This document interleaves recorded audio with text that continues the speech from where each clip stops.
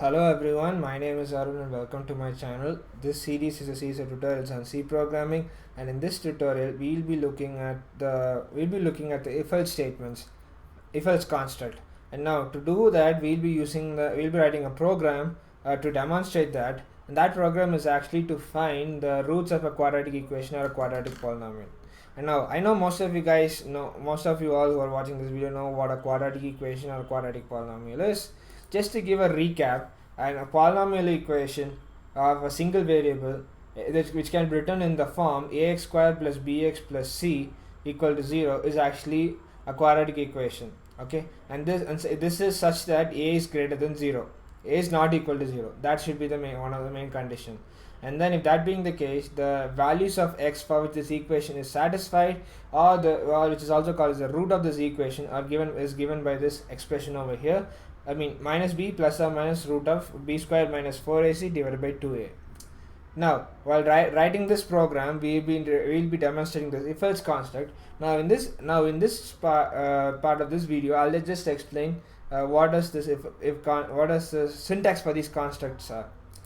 There are actually it's actually like this. If construct or an if statement helps us to do certain kind of commands or execute certain commands when a particular condition is satisfied. Simple as that. So let's say you're moving in a car, driving a car and going in a traffic. Then all of a sudden the traffic signal shows red. What do? You stop with the signal. Okay. So here that can be represented as follows. If traffic signal light is traffic signal light is red, you stop. If traffic signal light is green, you keep moving. Okay, that is how you write, right? So that is the logic behind this. This is very intuitive. It's not that complicated. It's very intuitive, and this is like a decision making statement. So if at all whenever you write a program, and if you have to write some statements to execute certain statements, if a particular condition is reached, you write if. The kind of syntax for this is as follows: if within brackets you put the condition and write the statement that has to be executed if that condition is true inside two curly brackets. Okay, that is a simpler explanation. And if it's just a single statement, you don't need the curly brackets. And then you come across the if-else construct, which is similar to this construct. Okay, the only difference is that there's an else statement. So if it's like a situation wherein if a condition is true, you have to do some certain statements, execute certain statements, and if a condition is false, you have to do certain execute statements. Then in that case, if-else construct is used.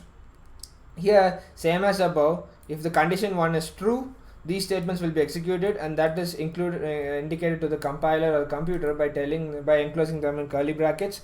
And if this condition is false, let's say you tell the computer that, hey, if this condition is false, execute these statements, okay, by using this keyword else. Okay, that's the way you go about with it. Okay, and then there is this another option called as if construct. Okay, and here what you can do is you can check for multiple conditions. If there are multiple conditions, let's say like if first condition is, let's say this condition 1 is coming up, and if this condition is true and you have to execute certain statements, you write them over here within these curly brackets. If this condition, if this condition 1 is false, let's say, and these statements will be totally ignored, and the computer will check for condition 2. Okay, and if that condition true is true, let's say, or condition 2 is coming up, then these statements will be executed. If neither condition 1 nor condition 2 happens, nothing, this entire block will be ignored. Same way, like here, what will happen is that if condition 1, it will check if condition 1 exists. If condition 1 exists, this statement will be executed, and these statements will be ignored. Okay. Likewise, if condition 1 is false, then this statement is ignored, and this statement will be executed. Here, if I put an else, definitely one of the statements will be executed if the conditions are not met with. Okay. Here, because of else, in the else if none of these conditions are met, this entire block will be ignored and skipped. Okay, and that leads us to the final construct, which is the if-else construct. Here what will happen is that you can put multiple conditions. Okay, if condition 1 is true, then these statements will execute, and if you want to check for another condition in tandem with this, you put them in else if, okay, and check for condition 2, and if that is true, you write the statements within curly brackets like this, okay. And as I mentioned it over here, it's very it will be very obvious. And unlike unlike else, you can write multiple else if statements you want, that doesn't matter. Even in this case, you can write multiple else if statements you want, that doesn't matter. Okay, it all depends upon how the need for your program, that's it. Okay, and finally what you do here in this block is you write this else statement over here, and you write some else concept over here and write the statements.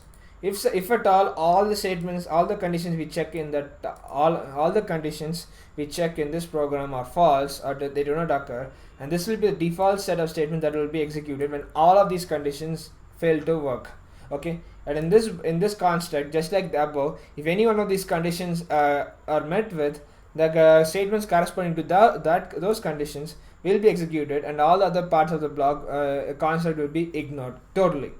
Okay, so if I were to put this in simple 3 lines, okay, if statement can be independently present, else is optional, multiple else if is allowed, and then single line statements do not need brackets. Okay, and now with that being said, let's write our program, and so that we'll get an idea how to use this. Okay, first what we're going to do is, let me leave some space over here so that it's easy to write. Now let's include the preprocessor directives, the files #include stdio.h, okay, and then #include for this I might use the math function, so I'm going to use the math.h int main. Okay, I'm going to do that, and then within brackets, okay, and let me remove all the space up, I don't need them, yeah, that will do. And then here let me put return 0, finish it up. And now let's look at our equation again. Now to write this equation, we need variables to store these coefficients a, b, and c. So we need 3 variables for that. So let's create the variables to store the coefficients. So coefficients. So since this can be float or integer, there can be any value for that matter. So let me put this as double. So ABC, double ABC, and then we need a variable to calculate and store the discriminant. So let's create a variable like that. So double dis, let this variable be discriminant. Okay, and then we need a variable to store the roots. Okay, so let me create a double for them as well. Double r1 be the first root, r2 be the second root, and I'm also going to create a variable called as img equal to 0. This is for representing the imaginary part of the roots, if at all the roots turn out to be imaginary. Okay, they have an imaginary part. Okay, now what we're going to do is instead of setting up this values for a, b, and c directly in the program, let's ask the user to input them up. So let's going to input the coefficients, and then let's say printf enter the coefficients of the quadratic equation / polynomial. Okay, polynomial, yeah, I didn't make a mistake, fine. Okay, fair enough. And now that will give us one will give you like a title, and then let's write printf, and then let's ask for the terms one after the other. Enter the coefficient of x power 2 term a, and then we put and then we terminate this. And then now what we're going to do is we're going to call the scanf function. Okay, Okay, and the format specifier for a double, I mean usually f will do, but since this is a double, let me put lf over here, meaning it's a long float. Since double is kind of like a long float, I'll put a percentage lf, and then I'm going to put I'm going to pass the address for the variable a, so this is ampersand a. And now what I'm going to do, I'm just going to copy this statement, and I'm going to paste it 3 times. Okay, and here I'm going to say this, enter the coefficient for x power 1 term, or the x term, which is actually our b. Okay, and here I'm going to change this to b, and fine, and here I'm going to put this as 0. This is nothing but a constant term, so I'm going to put this as c, and I'm going to put this as c. Fair enough? Fair enough. Now this way we got the the values for the a, b, and c from the user. Now what we're going to do is we're going to calculate the discriminant, and based on the discriminant, roots differ. So discriminant calculation, we'll say this is actually b times b, or b squared, that doesn't matter, minus 4.0 times a times c. Fair enough. And now here comes the kicker. That's where this is the important part of this program. We just have to see the value of the discriminant, and depending upon that we have to calculate the roots. So what I'm going to do is I'm going to write some comments over here, and in that comment we'll try to explain how things are happening. Let's write a flowchart kind of a thing over here. You'll understand better. First thing you have to see if the discriminant is positive. So we'll say if discriminant is positive. Okay, I'll just move my mouse. If discriminant is positive, what does it mean? In my root, one of my root will be equal to minus b plus sqrt of discriminant divided by 2a. Fair enough. And then similarly I can copy this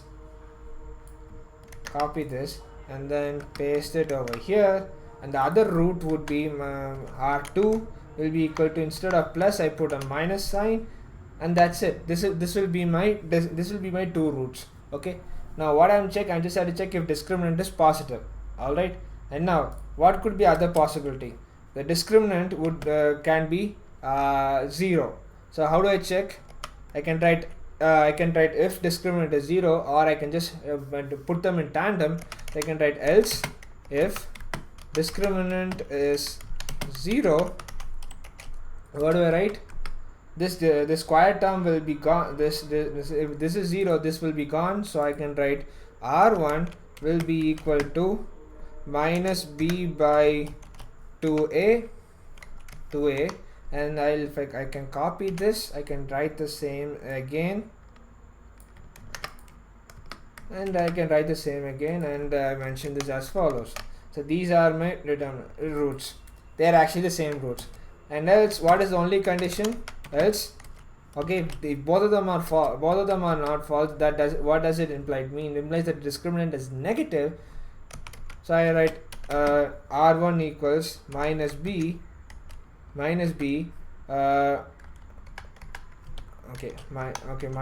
think I can copy this entire line over here. I'll explain what I'll copy this entire line over here, paste it over here, and then what I'm going to do is I'm just going to put a negative sign over here, and I'm going to put a negative sign over here, and then this will be I times square root of minus discriminant. Similarly, this is I times square root of minus discriminant, because this is an imaginary part of the root. So this is how our logic looks like. And now let's write this in actual C programming syntax. Hope you got this logic right. And now let's do that. If so, to check if the discriminant is greater than 0, we use this statement if disc is greater than 0. Okay, and since there are two statements over here, we're going to write in 2 brackets Okay, and now since this statement is almost formula, we can just copy this and actually paste it over here, and I'll make a small correction over here. This is 2.0 star a, or just 2, that will do. And what do you want, and we can write this to the next line, and we can say 2.0 star a. Okay, and since this is discriminant is already calculated, this is more than good. Okay, and now what I'm going to do, I'm just going to write the second statement. So what is that? Else if now I just have to check if discriminant is equal to 0. So I put this equal to 0. Remember, if I just put equal sign and 0, if I just put discriminant equals 0, it'll automatically assign if discriminant is this will act as an assignment operator. I want to see if this discriminant is actually equal to 0, and for that the keyword and the operator uses double equals, which means it's a comparison check. Okay, so I write like this, and if this is true, then you have to execute the statements. So R1 will be equal to minus b divided by 2.0 star a. Okay, and I repeat this line. Okay, in Genie the shortcut to repeat a line is actually Control D, so that's a bit handy. Okay, and if I do this, I get this line, and then what else? And I have to write the final term, and this with this part. Now for that what I'm going to do, I'm just going to copy this statement over here and I'm going to paste it, and then I'm going to remove this if condition over here, and it's going to keep R1 and R2 as it is. The only thing I'm going to do is I'm just going to change the value of img, and img would be nothing but, I'm just going to copy this. I'll type it as it is, sqrt. Okay, since the square root cannot take a negative number, I just put like this, so thereby this number discriminant is negative, so minus of discriminant is positive, so it will work as it is. And then I put 2.0 star a. There we go. That's it. And now let's print to the user, print out on the screen what this means. Printf, and we write the roots of the equation are, and then %n, we put a colon, and then we write printf root 1 will be equal to, let me write this in the complex number notation so that it'll make sense. Okay, you can write this in any format you want. I'm just going to write this in the complex number notation. It's purely up to you. And then and here this part has to be the real part of root 1, so I write R1, and then this part has to be the imaginary part, so I have to write img over here. Okay, the plus sign minus sign will take care of the expression display. And then what I do, I just repeat this line, and then instead of root 1 I put root 2, and then instead of this plus sign I put a minus sign, and instead of R1 I put R2. Okay, and then I can just put a line over here just for housekeeping, or just for cleanup, and there we go. We have written our program. Now let's run this. To run this program, I can just compile, build, and execute directly. Otherwise, I can just use this shell script which I've written last time and I showed you guys earlier. We can use this. The only additional thing I'm using over here is this this flag called as WAL. It's also called which means warn all. Okay, if there are any errors or any warnings, let's say, it's going to point that out. You can put this, doesn't matter. Okay, so we're compiling the file quadratic.c with this compile option -c. We're going to get an object file, and from this object file we're going to create an executable using this -o file. Okay, and we're putting this -lm flag to link the mathematics library, and this WAL flag to warn us if there are any problems. And if this file is actually in this file is in an executable state. So if I were to push my, let's see, there I go. And now if I were to go to the path where these files are, and I press ls, there we go, And now if I were to run, and if you look at this file already has executable permission, so I can check this out, ls -l, and if you look at this file, quadratic.sh has an executable permission indicated by the x in its name. Okay, so I can run, now I can run this bash quadratic.sh, and now it showed us a warning. It indicated that there is an error somewhere. So where is that? Yeah, we forgot a colon over here. And now if we run this again, there we go, it compiled and executed, and it's asking for the terms. So let's calculate a simple one like x squared minus 3x plus 2. So a is 1 and b is minus 3. Is it minus 3? Yeah, and this is 2. The roots are 2 comma 1, and it worked out perfectly. And now let's see, in this Wikipedia page they have some other roots for which we can just give a try. Yeah, for this one over here, the root for this equation 2x squared plus 4x minus 4, the roots are minus 1 plus root 3, minus 1 minus root 3. Now so let's plug that in our program. Okay, let's plug that in. We run this program again, and then a is like what, 2, and then b is 4, and c is minus 4, and there we go, we get 0.732051 and minus 2.7320 like that. And if you look at this properly, this is actually minus 1 plus root 3, and this is actually minus 1 minus root 3. So this is actually working out fine. And now let's try for a case where there are purely imaginary roots. So let me run this again, and if I put something like x square, if I put something like x square and let b to be 0, and then instead of c I put something like let's see, plus 9, let's say, this will totally give me imaginary roots. And there we go, it says 0 i3 minus 0 plus i3 minus 0 minus i3. Perfect. This is giving me imaginary roots too. And there we go. And this is our full-fledged explanation of the if-else statement, and also a good example for writing the quadratic equation. Finding the roots of a quadratic equation. Okay. Hope you all loved it and enjoyed this program. Thank you all for watching, and I'll see you all next time with another interesting video. Till then, take care.